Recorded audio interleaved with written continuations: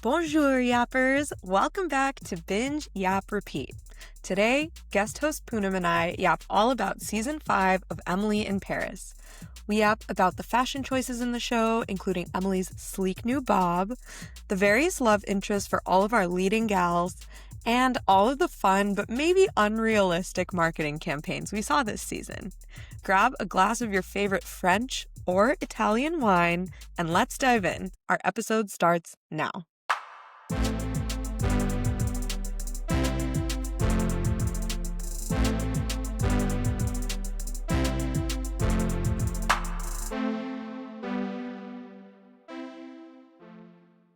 Ciao, Punim. ¿Cómo stai? Ciao, Shalini. Andiamo. Sì. My Italian, not so buono. Welcome back, everyone, to Binge Yap Repeat. I am joined by guest Poonim, who is going to be discussing Emily in Paris Season 5. Yay! Welcome, Poonim. Thanks for having me. Thank you for being here on this very busy week. It is Saturday, December 20th, so we're getting this in right in time for the holidays. And thank you so much, Poonam, for watching this show at the lightning speed you did while you were at home with your parents. Listen, my parents haven't watched seasons 2.5 through 5, but when I told them I had to watch this show for this podcast, they just locked in. They had no idea what was going on, no idea about the love interest from the past 2.5 seasons, but they were in it.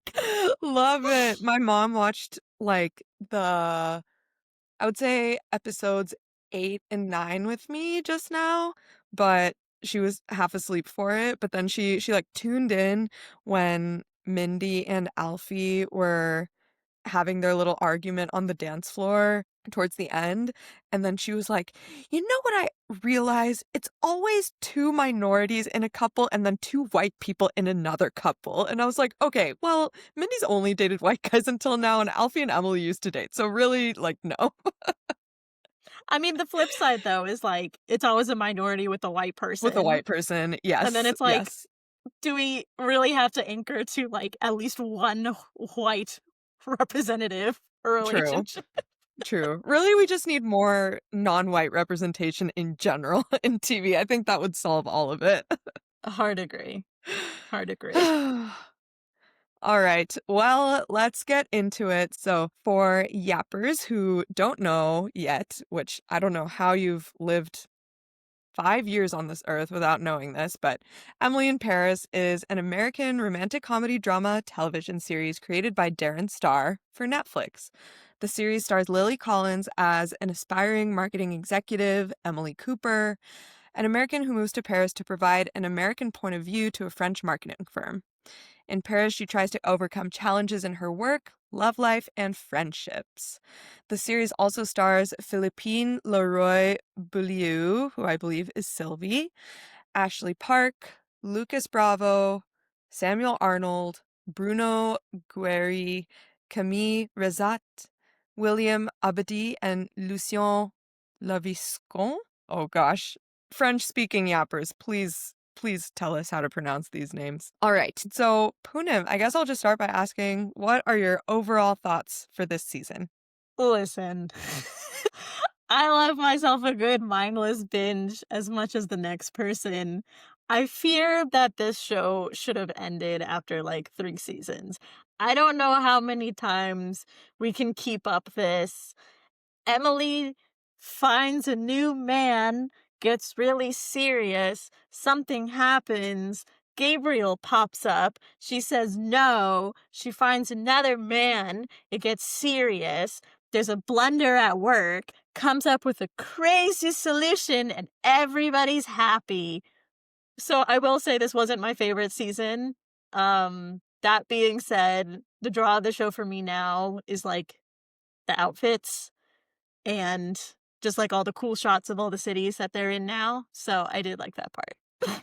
Yes. I agree with you about the outfits. I love that aspect of the show, and that's definitely something I want to talk about. I will say I was expecting to feel exactly how you described this season, but I gotta say I ate it up and I eat it up every single time. For some reason, like, I love this show. I admit it is not the highest quality show, but my enjoyment is off the charts. Okay, let's start with ratings actually before we get into it. So, Okay. um, out of 5 for quality and out of 5 for enjoyment. Let's hear it. Okay, like 2 on quality. What that's a set in stone, carved in stone 2. That's not shifting. Enjoyment, I give it a 3. I think I'm finding that a lot of the situations she finds herself in just seem to be a rehash of previous seasons, and I kind of feel like her story could have been, like, wrapped up by now without all of this kind of, like, recycling. So, Yeah. I would probably say, yeah, 2 for quality, 3 for enjoyment. That being said, I did eat it up, as I do every season, every you know? Yeah, yeah, totally. Okay, I think I will be a little more generous. I will say 3 for quality because I do think the fashion budget is really high. I love seeing all the fashion, and, I agree the storyline is pretty feeling old at this point, some of the Yes. storylines, What is the term the youths use? Reheated nachos? oh, ooh, yes. Leftover nacho something youths? Listeners who happen to be youths, microwave nachos?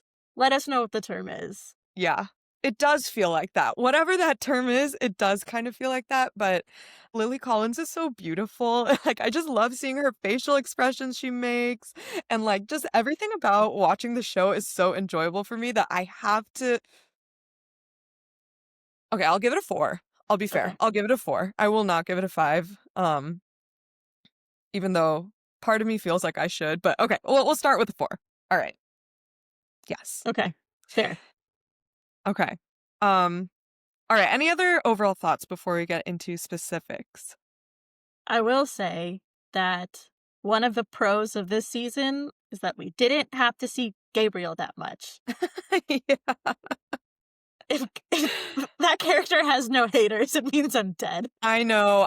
So Yappers, our friend group was talking about what our predictions for what this season would entail, and literally all of us independently were like, we don't want to see Gabrielle's fucking face in this season in Rome. Like, please get him off my screen.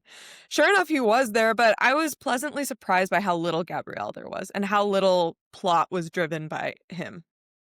Okay, I had a question about that. I thought there was something between last season and this season where the actor that plays Gabrielle, like, didn't want to come back or like wasn't super into doing the show anymore. So that's where I had assumed the show was going. But by the ending of the season, it seems like he's back in the fold. So I don't know like where all that landed, but I didn't know if you happen to know. Okay, good question. Let me see if I can Google this really fast. Yeah, so ahead of Emily in Paris season 5, Lucas Bravo expressed that he really grew apart from his character Gabrielle. So fans theorized that his role might be scaled back or removed altogether in season 5. Um, I haven't clicked on it, but I found a Reddit post that just says Gabrielle was trying to follow Emily to Rome, but his plane crashed. Sad face. It's a really dark fan fiction. What's going on? I hope it's like a fake spoiler. That's wild, though. Imagine if the Yeah. writers actually did that. I know. Okay, so it sounds like yeah, he was feeling a bit distant from his character, but he's open to coming back in the future. So, I thought the ending made it seem like maybe we would get Emily and Mykonos or like Emily and Santorini or something for a bit. I mean, yeah, maybe. I assumed that in his long break he would just go back to Paris, but maybe we're gonna get Emily in Athens, Emily in insert European city name here, which was one of our predictions that she goes to like multiple other cities. Yeah, yeah, it is true. Mine was that she ends up in Japan and offends a whole other culture in the process. I think they're like let's stick to insulting white people for now. For now, for now. Okay. let's talk about the fashion in this show. So, one of my favorite podcasts is called Gilmore Guys, which is a Gilmore Girls podcast hosted by two straight men. And they Perfect. have this segment in that podcast called Fashion Report. And every time they introduce it, they go, fashion. And then they talk about the fashion in the show. So, Give him the old razzle dazzle. okay. I want to start by talking about her hair. I loved her bob. She can pull off a fuck ass bob. Like, she just has the bone structure and she's like concerningly skinny, but she can pull off the bob. And she has such like a long neck and like defined Yeah. features that even when she had it in that stupid little ponytail and it was just a little nub, I was like, how did she manage to like not look dumb? Because if I did I that, know. I'd look like my brother. Okay, Yappers, Poonam says this as a joke, but, like, it's literally true, they have the same face. So, It's, literally, yeah. imagine Poonam with short hair and that's Ravi. I never had to worry that I was adopted, no matter what he said. Yeah, I know, throughout the season, I was like, "Ooh, do I want a bob?" But, it would just never look like hers. Shalini, Mine would as actually be fuck ass. what I consider to be, a very close friend to you, don't do it. Your hair is too thick. Your hair is too curly. You are gonna look like Orphan Annie. Yappers, this is what okay, if you can see the video of this podcast episode, this is what my hair looks like after it is heavily thinned. So, yes, I agree. Can you I imagine don't our think it little could do it. nub? The hair tie would be like this big around I because our hair is so know! thick. Be a very thick nub. But yeah, I thought she pulled it off so well, and I thought it really changed her fashion, like, the clothes that she wore. I I feel like it complemented because her fashion has always been very like over the top, and I feel like it added a layer of just like chicness Yeah, that she could be more playful with like the necklines or like having like poofy shoulder poofy shoulder shirts. yeah. Yeah. Yeah.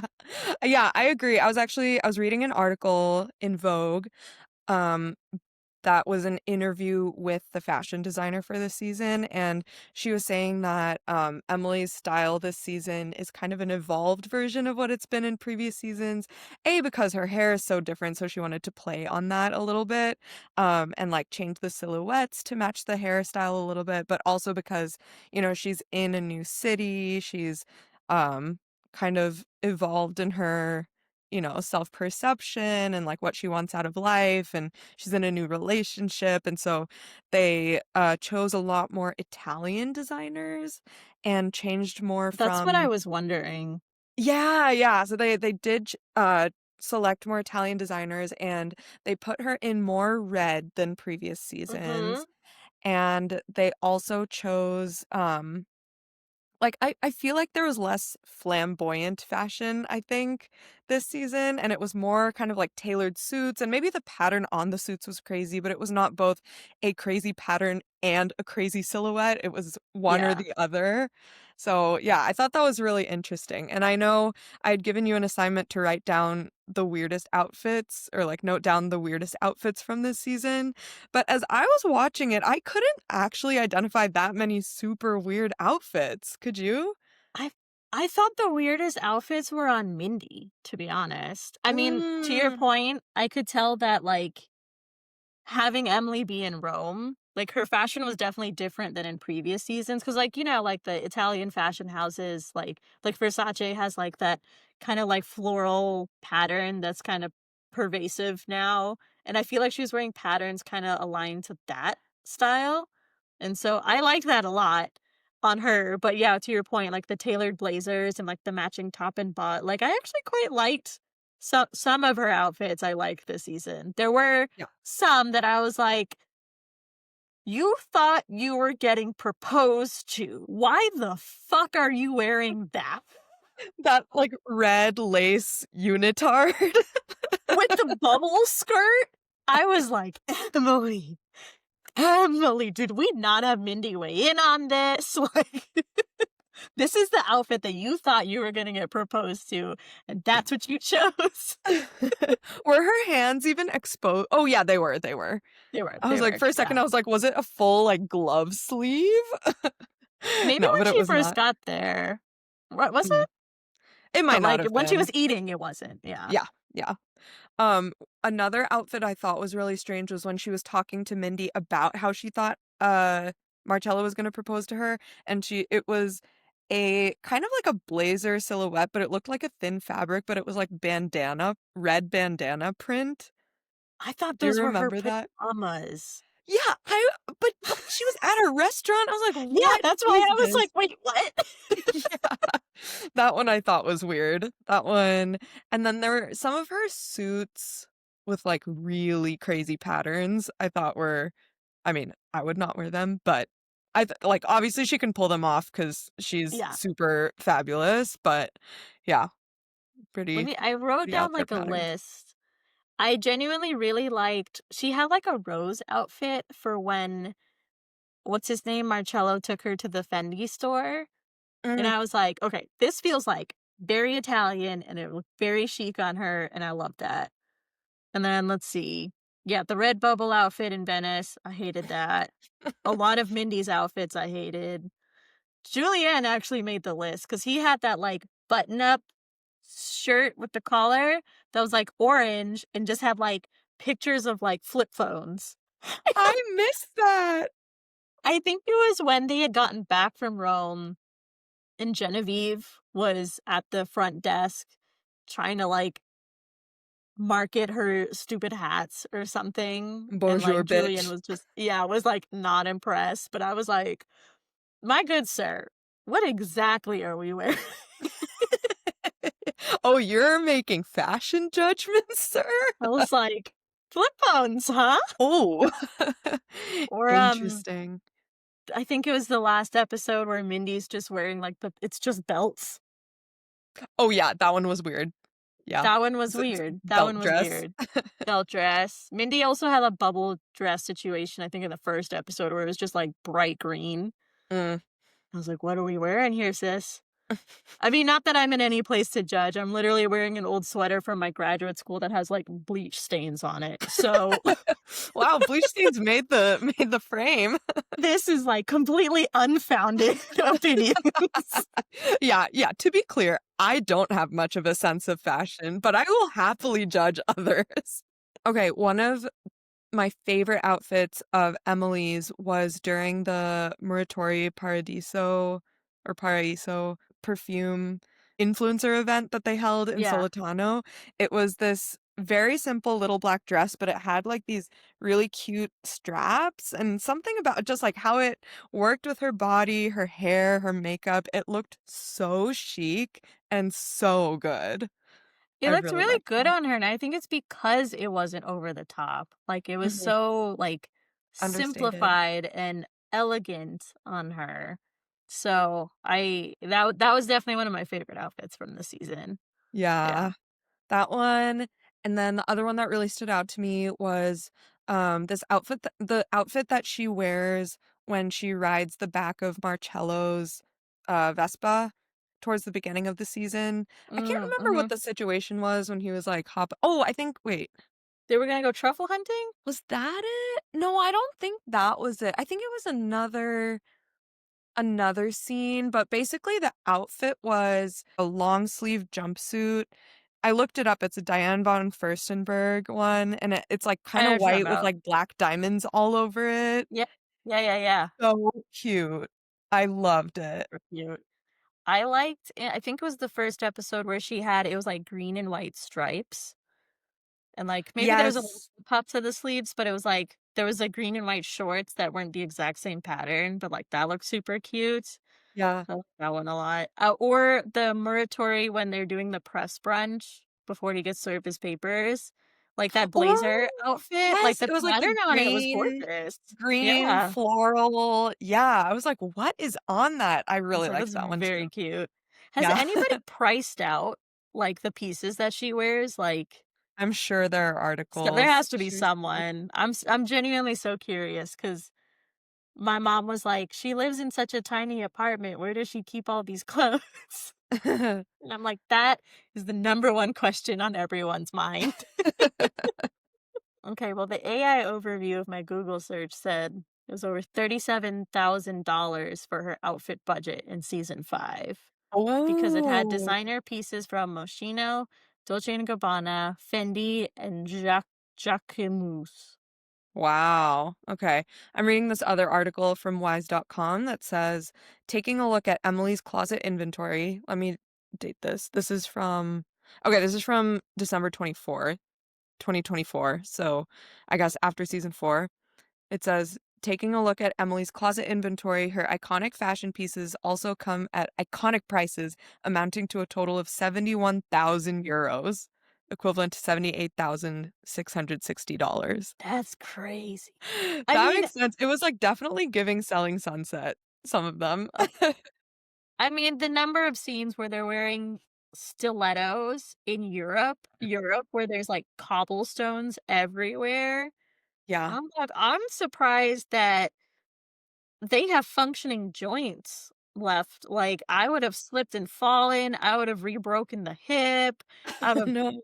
tore ACL, MCL, both of them, whatever. Although, I do kind of wonder if, and especially because she's a marketing executive, to what extent some of these are like product placement. Although, like, I have to imagine some of these brands have to give approval for a character in the show to be wearing their stuff, right? Yeah, And then when they're working with brands that are actually real brands like L'Oreal Paris, it like, is that product, it's not as egregious as "Nobody wants this," but, like, totally. right? Yeah.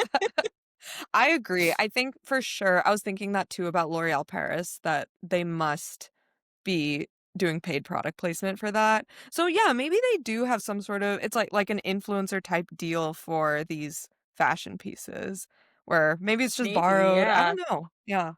Her size is definitely sample. So That's true. Okay, I felt like she looked a little bit skinnier this season. Like, Lily Collins has always been a tiny, tiny girl, but, uh, there was a shot from the side, and you could just see how skinny her arm was, and it was when she was talking to one of Marcello's maybe ex or something, and her mm, arm was also so skinny, and this mm. is coming after seeing Wicked Part 2 where they were so skinny, and I was like, "Oh, a strong breeze, and they're gonna be broken."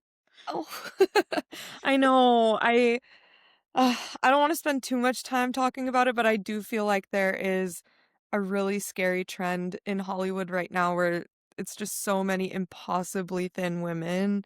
And I am so grateful that I am not at the formative years of my life where that would have such an effect on me.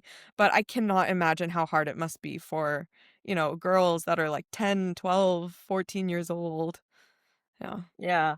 Yeah, and it's kinda getting back to the '90s heroin chic Yeah. that, we grew up with, so Yeah, which I was so happy when we moved past that, and then now we're back. everything's cyclical, right? So, you know, Yeah, yeah, but it did feel like, especially when she had, like, just collarbones out, and I was like, "Yikes."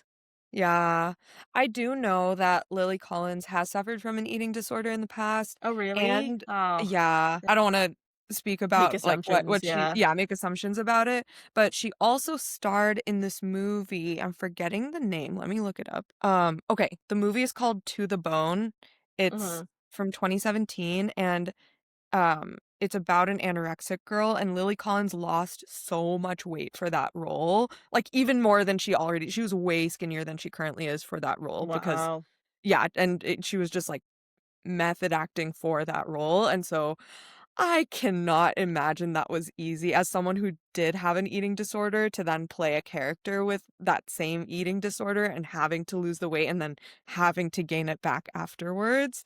That must have been so hard. Oh, yeah. Yeah. Yeah, and it's like, I don't know. Male actors get a lot of, like, they get a lot of credit when they do that for roles, and I'm like, at least give her the credit of, like, having put her body through that, or, like, let's just not force people to so dramatically change their bodies to play a role, Yeah. is my Yeah. hot take. But I understand, if the character has an eating disorder, maybe you need to have a certain physique Yeah. to make it I do real, think but that was probably an important part to show in the film. Yeah. yeah. Yeah. I mean, she's absolutely gorgeous, like, Yes. her wedding photos, I was like, stunning. So Ooh, I haven't seen beautiful. You those. should she had this, like, she didn't go for the traditional, like, veil. She had this, like, very, it was, like, very lace, and then, very lace. And then she had, like, a cape that Oh, had, like, a hood, and it looked, like, very enchanted foresty, and it fit her so well. I was like, wow. I don't keep up with celebrity gossip and the tabloids and stuff, but, like, when those photos came out, I was like, "Dang." Like, Dang. Oh my gosh, she I looked love the amazing. high neckline lace. It's like a Yeah, lace collar, full sleeved lace. Oh my gosh, yeah. so gorgeous. Wow. Like, I can't think of another celebrity that I could, like, remember their wedding dress, but her wedding dress, I was like, "Dang." Deepika Padukone. Yes, okay, yeah, fair enough. Although I remember her Indian one, I don't remember her Western one. Oh, yeah, I don't remember her Western one. Yeah. Yeah. Okay, anything else about fashion? I think my only other thing was, like, Sylvie's fashion. I felt the season was, like, on point. She looked so good. The titties were tittying. Oh my god, like, just, like, the fun necklines that she had on some of her, like, pencil dresses or whatever they're Yeah. called. I was like, she's a gorgeous woman to begin with. And then Yeah. she has, like, the frame and, like, the silhouette and everything, like, everything was so complimentary on her. So I That absolutely bitch loved it. can rock a black dress. Oh, yeah. Oh, yeah, I loved it. She Yeah. was hot. Yeah. As, her friend Yvette's son kept saying, "Blah, blah, blah, sexy." 60.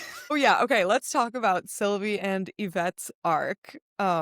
So Sylvie reconnects with this friend after, like, 20 plus years because they had a falling out. Because Sylvie slept with her fiancé, and then she But just casually forgave her afterwards.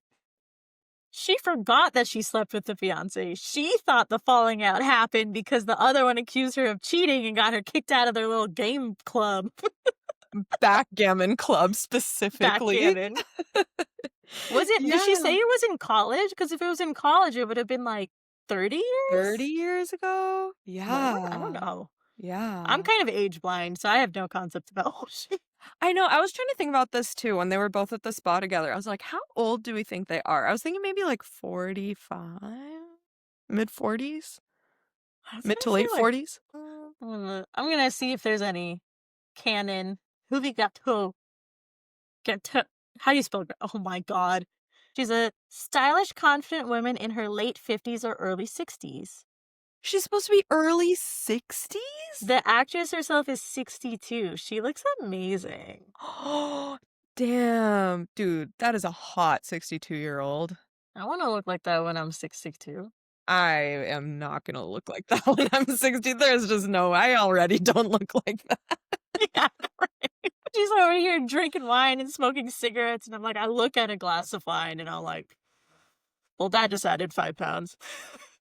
Wow, 60s. Okay, I guess that does kind of make sense because Yvette's son was, like, late 20s-ish or, Oh like, yeah, I early guess. 30s maybe? Yeah. Okay, that age checks out then. Wow. Yeah.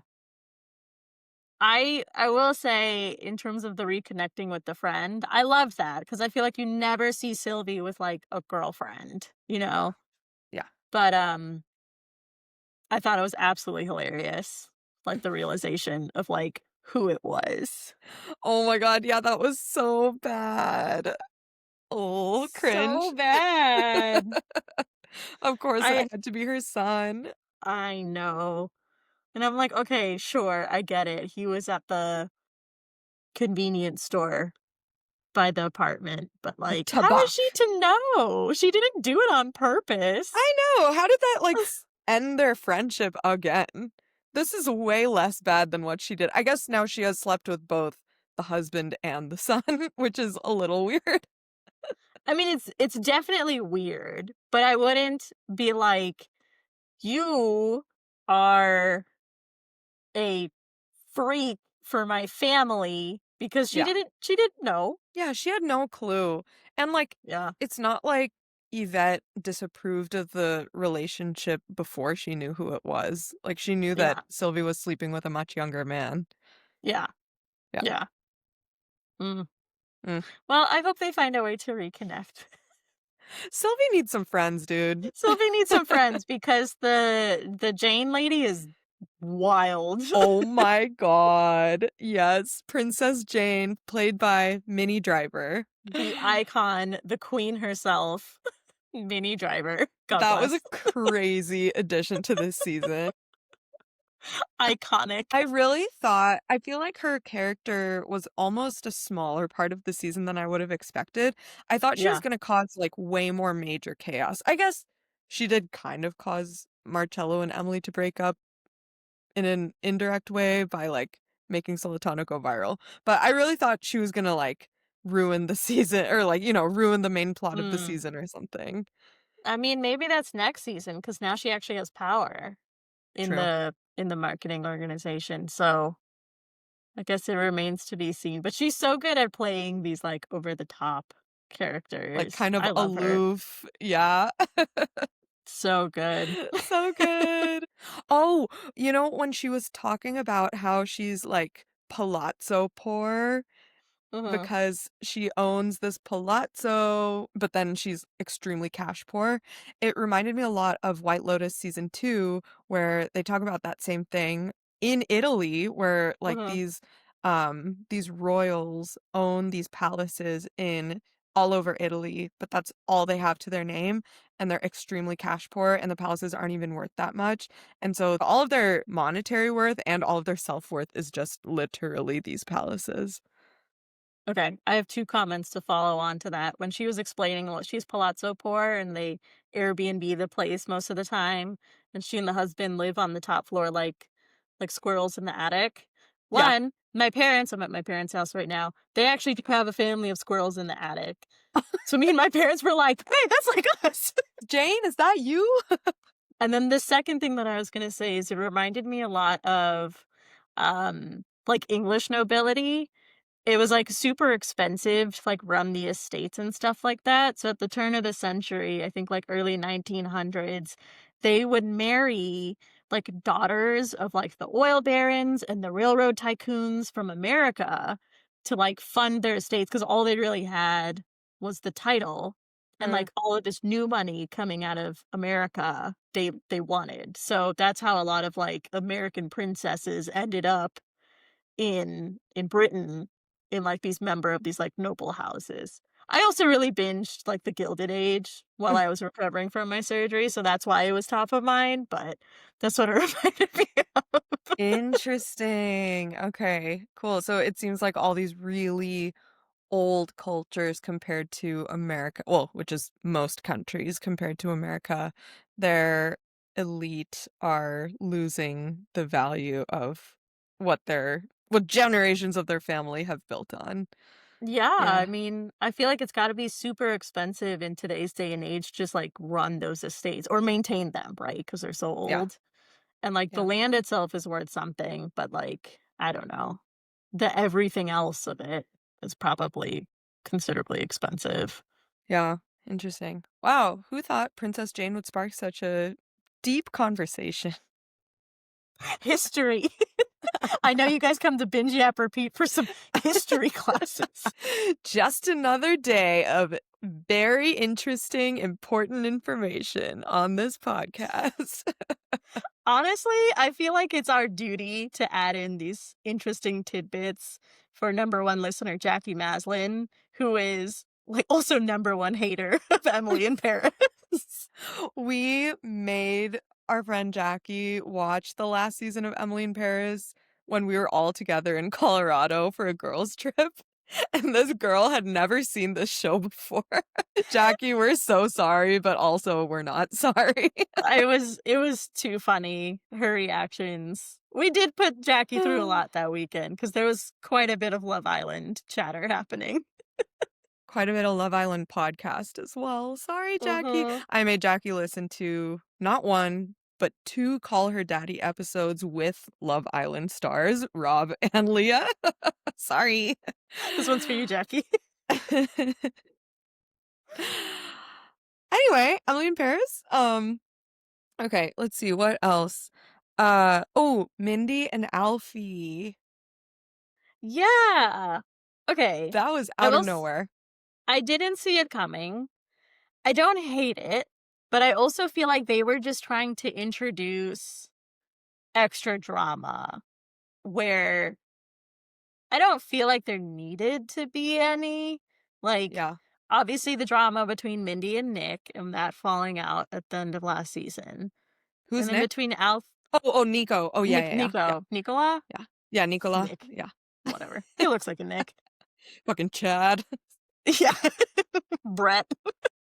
And then Alfie and Emily. But I I don't know. It just seemed like they hyped up their like deceit as if they were gonna be in so much trouble. And Emily was Mhm. just mad that Mindy didn't tell her. Yeah. And then at the same time, as soon as Nicola comes back into her life, she just drops him. I know. I know. Our girl Mindy does not know what she wants.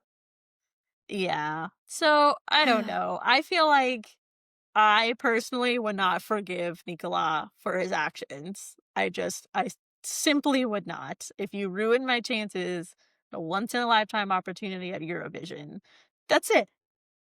Cut him Yeah. off. It had nothing to do with him being employed by his family. It was what he did.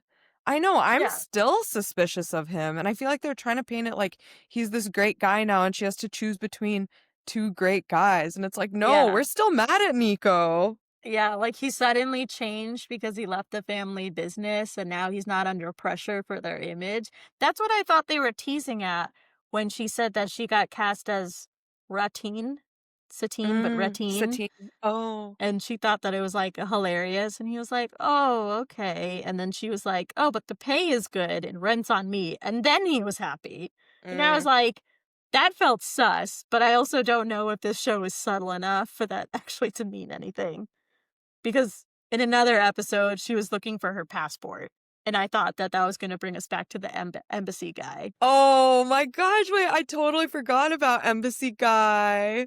Right, Jake. I liked embassy I guy. liked him too. That was so funny when Emily was standing next to him and he was like, "Oh, like you just need to find who your family is." And she's like, "I think I've found that person." He was like, "Me too." And goes in for the kiss and she's like, "It's not Not you." you.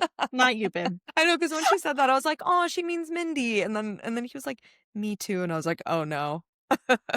I mean, as the audience, we know she means Mindy, but if I Yeah. was him, I would have made the same mistake. I'd have Yeah. been like, "Oh my god, we're vibing." Yeah. Boy, caught a vibe. Sounds like she's picking up what I'm putting down. Yeah. No, Yeah. poor Jake. But that was cute. I liked that we got a little American respite from, like, just the back-to-back all the Europe stuff. Yeah. Because we also you know what I was thinking? In all the years she's lived in Europe, she hasn't taken one trip back home yet? I That feel like that's unrealistic. Yeah, I'm like, I would have think that, she'd be there for at least the big holidays. But also the fact that she's been in Paris for this many years and she hasn't done like weekend trips to other cities. She's like, oh, it was on my bucket list to come to Venice. And I'm like, Yeah. babe, that flight cannot be longer than an hour and a half. Yeah, Maybe two seriously. hours. I don't know. I could check, but I will And not. Ryanair will get you there in $50, my girl. It's true. It's true. You might have to pay for your bag. You could just wear all the outfits at once. It doesn't look Yeah. any different than her regular Yeah, true. 6 different things just all clashing together. I'm like, do you think she's been to London? London's not far. London's a train ride away. Yeah, true. Through the channel. Yeah. Yeah, it's not that So far. I know, it's I not can't believe I that guess far. maybe they're well, if we wanna give the writers this much credit into really building up why Emily has not been to other cities, maybe it's that she's so consumed by work, and she's so work obsessed that she has not made it to other cities yet? I don't know. But she obviously knows how to have a good Sure. time. I don't Yeah. know. I mean, if she can take a train from Paris to Saint-Tropez, which is not close, Oh, she can train from Paris to, like, all of Western Europe. yeah. Do you know what I mean? Yeah, definitely. Definitely. Um, So, okay, yeah, going back to Alfie and Mindy, I also feel like they were just trying to create a way for Alfie to stay in the show in addition to, like, causing unnecessary drama, just yeah. having a reason for him to be there still and having some conflict in Mindy's storyline, but it wasn't Mhm. very well thought out, I thought. And like it didn't have to be her love life still. I don't know. I don't know. I think Yeah. that's another storyline that's feeling a little tired at this I point. agree, and I feel like they really didn't utilize his character very well, because in previous seasons, like, we got to know Alfie as a person Yeah. and all of these things, and he just felt like he was used as, like, a foil for Mindy, Mhm. almost, to just be like, "I'm super into you and attracted to you, and, like, there's something there," and they gave him, like, literally nothing else. They gave his Yeah. character nothing else the whole season. So I was like, I they really just underused him or just used him in a very flat way. Yeah. And I'm like, Do you Mindy's such an interesting character. Nicolas flat as hell. Why are all the men in this show just a you know? honestly, okay, this reminds me of one thing about of my favorite show, Gilmore Girls, in that like all of the female characters are written to be super complex and all of the men are written to be like the dullest most underdeveloped characters ever and like I know Gilmore Girls fails the reverse Bechdel test where there's never a scene between two men, I think, where they're not talking about women. Um Actually, that's not true. Or I don't remember exactly what the terms of the Bechdel test are. Is it just one conversation? It's any okay, requiring a work to have at least two named women who talk to each other about something other than a man. So at least once. At least once. Dang. That's Dang. crazy. That's insane. Yeah. So I think most men or most episodes in Gilmore Girls fail the reverse Bechdel test, with I would say the exceptions I can think off the top of my head is Taylor and Luke fighting about the construction of the soda shop. Anyway, that's not important. But I think a similar thing is happening in Emily in Paris, where like all of the women are so interesting and complex, and we really get to see into their psyches and their decisions and their conflicts. But then we never really see the men's perspective, and so they just are kind of like props in the women's storylines, which is Yeah. actually kind of a nice change from the norm, but Yeah. it does make for some, like, just doormat men. Like, that we just don't know what's Yeah. going through their mind. All of them are leaving their family businesses for women they just met less than a year ago. Like, what is going on? And by some stroke of luck happen to be talented designers on their own. Yeah, I mean, they just felt very one-dimensional, and I'm like, if you're gonna feature these characters so heavily, give them something else. Like, Yeah. Marcello, I feel like they could have played up the, like, ladies' man vibe a little bit more. Like, Mhm. he shared, like, one thing about wanting to do his own thing, and, like, that was the only bit we got of, like, what drives him as a character. And the rest was just like, Emily, you can come back to Solitano with me and it'll be just us. And she's just like, "W- I would be in her position like, what did I do to give you the impression that that is the life that I want? Right. Respectfully. Right. Oh my gosh, I am so glad she told him that, essentially, that she was like, "That's a Yeah, beautiful dream, but it is not mine." not mine. Yeah, Yeah, exactly. Exactly. And I think yeah, that's totally fair. Um, so yeah. I don't know. Which it also begs the question, he's wanted to do his own thing for so long that now that he has the family business, is he abandoning this whole line that he developed with Nicola and all of the investment? What happens to that company? What happens to Nicola, who put all of his money, all of his net worth into this company? Exactly. So I was like, listen, I don't know how these business deals work, obviously, but he built this brand. Now he's inheriting this other brand. Are we just going to bring them all under one house? Is Nicola going to get any money out of this? Yeah. Like, how exactly does that work? Also, okay, one thing that I just thought of is that if I was Emily, I would be kind of pissed that he just suddenly took his mom's offer because it's kind of analogous to what he did in the first half of the show, which was be like, "Oh, thank you for all of this hard work. JVMA's have to up their offer, so I'm going to go with them." And then Yeah. he kind of did the same thing at the end of the season where he was like, "Thanks for helping me build this brand. My mom just offered me the company, so I'm going to go take it." It's Yeah. pretty similar, but, like, Emily wasn't mad at all, and I was kinda pissed on her behalf. I was like, "Dude, this guy's so flaky." He I like, did. not flaky in terms of romance, but flaky in terms of what he wants to do with his business. Yeah. Or like what he's willing to give up to get like what his end goal is and like who he's willing to throw under the bus or just leave behind to get what he Yeah. wants. And like he was like, "Oh, you left without saying goodbye." I'm like, "You're upset because she left without saying goodbye. She's upset with you because you lied to her about your intentions for the business." Yeah, Those are not the seriously. same. Why is she apologizing? I know. I was so mad that she apologized to him. Ugh. These men in this show, they're so one-dimensional, but that one dimension just pisses me off. Yeah.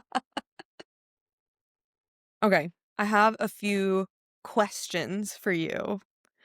The first one is about the marketing campaigns we saw this season. So the ones I wrote down, I might have missed some of them, but the ones I wrote down were Muratori Paradiso and that black and white film. Uh-huh, Intimacy Me and uh-huh. the most intimate thing is talking. L'Oreal lipstick and like the most timeless relationship is your friends, and libido, which is like the gay pride water bottles. The rebrand. um, Out of those, which one would you say was your favorite? The one that I liked the most because it made the most sense was maybe the Muratori Paradiso or like L'Oreal Paris. The others, okay, Shalini, again, I don't know anything about marketing. There was no market research done anywhere in this show. They would get an idea, it would get shot down. Emily would propose some other fuck ass idea, and they'd be like, yes, let's go with that. No testing, full You know send, what? Yes. I know. right? And then, like, the water one, when they're like, oh, have you tried apologizing? And they literally have on the side of the float, we're sorry. I know. Okay, can you think of a brand where if they just did something absolutely fucked, and then like 2 years later, they're like, "We're sorry." I know. When I saw that, I was like, this would never work in real life. If all they did was like post a rainbow thing on their Instagram and write "We're sorry" on their bus, I'd be like, fuck this company. Yeah, performative. Isn't that the whole thing about rainbow washing at Pride and why everyone was Yeah. hating on Target for rainbow washing at Yeah. Pride? And then Target pulled out, and then they were like, yeah, obviously, because you never cared to begin with. Seriously. Seriously. Can you imagine if Target was just like, ooh, very nice? We're sorry. Oh my god, I know. And it's water. It's water. Yeah, it's I was just expecting them to be like, "Okay, let's look at our competitors just to see if we can come up with a messaging campaign to differentiate ourselves." Like, use the buzzwords at minimum. But they yeah. would just be like, "No, this is a idea I pulled out of my ass, and somehow the CEO just loves it. You know what else? That's such a good point because marketing is so much more than advertising, and all they show is advertising and social media. But at the same time, all of the marketing classes I took in business school were so boring because it was all spreadsheets. It was just Yeah, it's all data reading driven. documents and manipulating spreadsheets. And like, it's just so different from what we saw in the show. Yeah. Like for them to be like, "Oh, we're gonna launch the social media thing." And I was just like, "You need a lot more than just that," you know? Yeah. Like I work in biotech for, those that don't. I mean, there's gonna be 5 people listening to them. This is episode, like, me, you, and Jackie. There are 3 of them. But, like, I work in biotech. I work adjacent to the marketing team, so not directly. But everything that's done is extremely data driven. We Yeah. have to have the latest information about what competitors are doing, what trends we're seeing, the latest data, like differentiation. Like, campaigns require iterative message testing, and that's like a months-long work stream, Yeah. and that's at a biotech company. Like, if you're trying to market to, like, the masses, like a Something that's consumer very brand product, forward. Yeah. they didn't Right. have a single pie chart, Shalini. No. We saw 0 charts. We saw 0 charts. And then they start the season with the perfume for the baby, Hey, baby. "Hey, babe." And then he happens to wear it and woo this matriarch of this big luxury brand, and she happens to love it. I'm like, they took a lot of artistic license with that. Seriously, oh my gosh, also, just while we're, no longer suspending our disbelief for a few minutes, if I was Signora Muratori, I would have Googled, Antoine Lembert's company, and, like, the first thing I would have seen is this "Eh Bebe" thing, which is their most recent, and been like, "Oh, their last perfume was a flop." Like, I'm sure there was press about it. And then I would have been like, I wonder what this is like." And then you smell it and you're like, "Oh, it's exactly what he was wearing." Yeah. There's no due diligence done Yeah. No. any of these things. No. Ay, ay, ay. Okay. My next question for you. Would you rather live in Rome or Paris? Rome, hands down.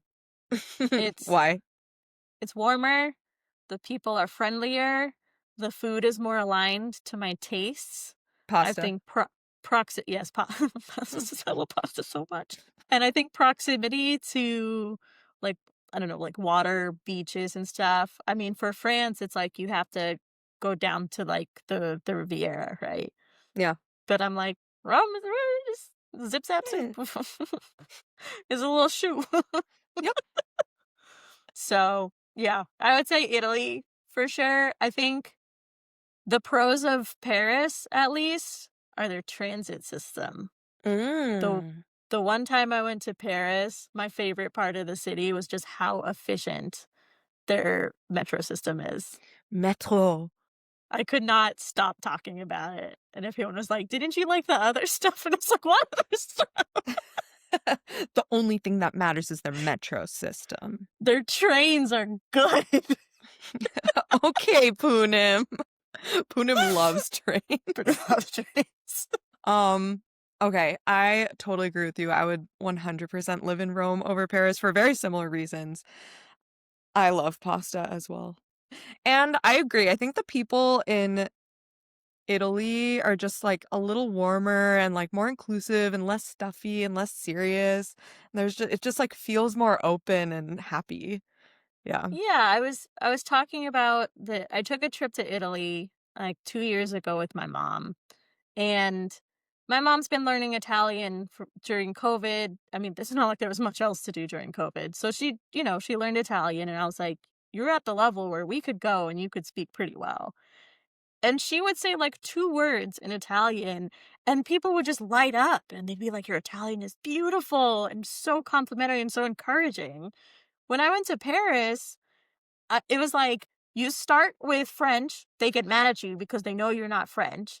But if you start with English, they get mad at you because you don't speak French. And I was like, I feel like I can't win here, you know? No. So, yeah. It just felt like a warmer place, like, community to be in. And on the Yeah. backdrop of all these beautiful ancient ruins and stuff, like, Yeah. loved it. Oh, I love Italy. Love Italy. How many Um, times have you been to Lake Como, Shalini? okay, only twice to Lake Como, Okay. but to Italy 4 times. Yes. Shalini loves Italy. Yes. Almost as much as I love Hawaii. Almost, but not quite. Okay, my final question for you. Fuck, marry, kill. Oh, God. Marcello, Gabrielle, and Alfie. Kill Gabriel. That was easy. Yeah. I would say fuck Marcello, marry Alfie. But I still don't like love Alfie, but I think out of the 3, like, there's just more substance as a Yeah. person. Yeah. I agree with you. I would say I'll start with Mary Alfie because the other 2 piss me off. I do think I find Marcello hotter than Gabrielle, so maybe fuck Marcello. Yeah. And then kill Gabrielle. All right. Yeah. Great. We Yeah. landed at the same place. Different roads, but we got to the same place. Okay. Anything else that you wanted to talk about? I will say that the whole oh, okay, I had a couple of things actually. The concept of opening a whole new office in another country, in another city for one client is crazy. Like, I felt bad for Sylvie that she's losing the business or was about to lose the business, but with decision making like that, Who needs enemies? and like they have one client, they secured one client, and they have this gorgeous office that probably has a huge amount of overhead. What? Yeah. Anyways. And also moving her entire staff to Rome. That was also stupid. Yeah, and then just staying there and abandoning it. Like I was on the client side when they're like, why are we on Zoom? Why aren't you here? Like, you Yeah, know. I am in your office. Why are we on a video call? Yeah, exactly. Exactly. So that was one. And then why was there a slogan on the side of Jane's dead husband's casket? Oh, wait, what was it? I missed that. It was like your forever starts today or something. So tacky. Oh, Jane. Like, they're having a whole conversation about how this one's husband just completely screwed her over while the husband is actively being taken away. I was like, listen, there's a time and a place for these conversations, and I just don't think this is it. No. Oh my God. And when Jane was like, I pre-grieved, I was like, oh God. Oh, yikes. I'm like, so I see you and your husband didn't really get along, did you? Because she doesn't really seem to be all that torn up. Yeah. So that was the only other thing in my notes where I was like, there's a slogan on the casket and like 5 question marks. Your forever Interesting. starts Man, today. I'm sad I missed that. Yeah. Let's not say that to a dead person. Yeah. A little bit insensitive, for sure.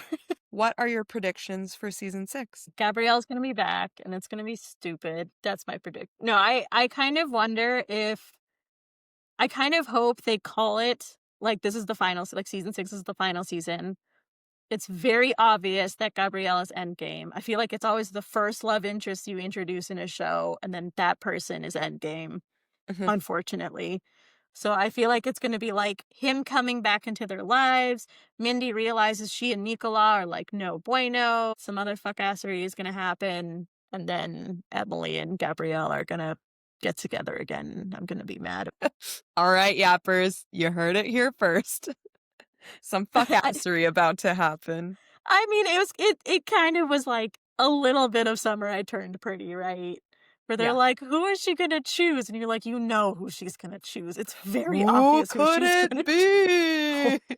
Let's just fast Jesus. forward there. Yeah. But you know Yeah. what? We eat that show up too, so Yeah. Yeah, I watched the first 2 seasons in a weekend. So, it's not prestige television, but my god, I was hooked. All right. Have your ratings changed? No. Okay. Still a 2 and 3 for quality and enjoyment. Yes. I You know what? I think I need to bump enjoyment up to a 5. Uh, I Damn. think Okay. I What did it think for I you? enjoyed this. I just like talking about all the crazy things that happened this season, and like I just love watching this girl do her job in Paris, you know? I just love it. Yeah. I think the enjoyment should get bumped up. The quality, Yeah, quality, agreed, should not be bumped up. Okay, you know what? I'm gonna bump quality down to a 2, oh, enjoyment up to a 5, so we enjoyment. stay at the same Okay. same overall score. Did you notice? And I don't know, it's definitely not limited to just this show, but like kind of similar tier shows. When characters are having a conversation and one needs to leave, they're just like, oh, I need to go do this other thing. The other remaining characters don't say anything. Or like the character that needs to leave just like walks away. And everyone's just Like there was one, it was the Belle Epoque absinthe party. And the absinthe guy was like, "Oh, I have a date with Lady Absinthe," or whatever her name is. And Lady like Absinthe herself. Juliet, I think, just says, "Okay." Emily doesn't say anything. And I'm like, if this is a client, shouldn't you at least be like, "Have fun, enjoy Right. the party," or like, Goodbye. "Bye." So like it was such a random thing that I picked up on, but I was like, they have done this the entire show where one person needs to leave, and it's, like, the most awkward, like, conversation ending. That's so funny. That also reminds me in so many shows, whenever a phone call is ending, there's never like a goodbye to A the phone bye. call. It's just like blah blah blah blah blah, and then it's always a hang up. Yeah, like a abrupt hang up. I'm like, people would get pissed off if this was real life. I know, I'd be like, "Hello?" All Hmm. right. Binge in progress. Poonim, what you binging? Um, okay, so a couple of things. Michael and I have been watching Pluribus, which I think I might have said something about the last time I was here. Somebody mentioned it. Anyways, loving it. It's very cerebral. It's very Vince Gilligan. I'm inspired to go watch Better Who's Call Vince Saul. Gilligan? Vince Gilligan is the creator of Breaking Bad, Oh, and right. he just has like a very specific way of like shots and like dialogue and just like setting up a character, and he's known for his like anti-heroes. So like the Mm, main character in the show is like he does such a good job of making you like dislike her, but you're still rooting for her. Um so I'm really liking Pluribus. It's kind of scratching that itch between like Severance seasons. um and then let's see. Oh, the new season of Percy Jackson is back. I feel like it is one of those series akin to some of the others that have been mentioned on this podcast and, like Hunger Games and stuff like that were like very formative to me. yeah. And they did a really shit job adapting it into movies a decade ago, but now they're making a dedicated season per book. And I'm really liking it. Like, they go on such good adventures and he pulls from the mythology so well. So, um, Hmm. that's one. And then Stranger Things, I plan on rewatching part 1 in anticipation of part 2, just to make sure I Ooh. didn't miss anything. Yes. Oh my gosh, I just saw this post where the Duffer Brothers said that episode 7 is going to be the most emotional episode besides the finale. So, who knows what that means, but Is this episode gonna ruin 7. my Christmas? Is this Yes. show gonna ruin my Yes. It will. Yes. Okay, going back to Pluribus, we got a comment from one of our yappers saying that they would love to see a Pluribus discussion. So, would you be interested in doing that with Ruchi? Oh, yeah. I would love to. I don't have a Okay. background in, like, literature or cinema. I just think it's such a cool show. But, yeah, I'd love that. I'd love to talk about Oh, it. okay. Okay, cool. Okay. Yeah, we can talk about that later. But yappers, you heard it here. We will maybe do a Pluribus episode. Okay, we're not going to hold ourselves to anything because it's the holidays, Okay, but that's maybe. good. Um, I just watched this show called Little Disasters on Paramount Plus with my mom. Uh-huh, It stars Diane Kruger, who uh-huh. played that German actress in Inglourious Basterds. And she's a mom of 3 kids, and her youngest child is a baby, and she takes the baby in because the baby's been she takes the baby into the ER, because the baby's been crying all night, and she's like, "I think she's just sick," but then turns out the baby has a skull fracture, and nobody knows how, so then they called social services. It's set in Britain, Uh, and the twist is that the doctor that calls social services is her best friend, so she, like, feels very tortured about what she uh, should do, and so it's a really uh-huh, good yeah, it's just a really good show about motherhood and, like, mother guilt, female friendship, what your obligation is to your family versus to your job versus to your friends. So, yeah, there was a lot of good discussion, and, like, my mom and if we had enough time, I would wanna do an episode on that show, uh-huh. with my mom because there were so many points where we would just, like, pause the show, and I'd be like, "Did you ever feel like this when we were little?" And, like, it just had there were a lot of Yeah, good topics to pull from, so, yeah, it's a uh-huh. very interesting show. Highly Hmm. recommend watching it with your mom. Did you watch that show? I can't remember what it's on, maybe Amazon? It was called, like, All Her Fault? Yes. Oh my god. 10 Is out it of 10. kinda No, like that? 11 out of 10 show. Oh, ooh, Similar ooh. vibes. I would say All Her Fault breaks the top 10 shows for me of all time. It is Wow. so good.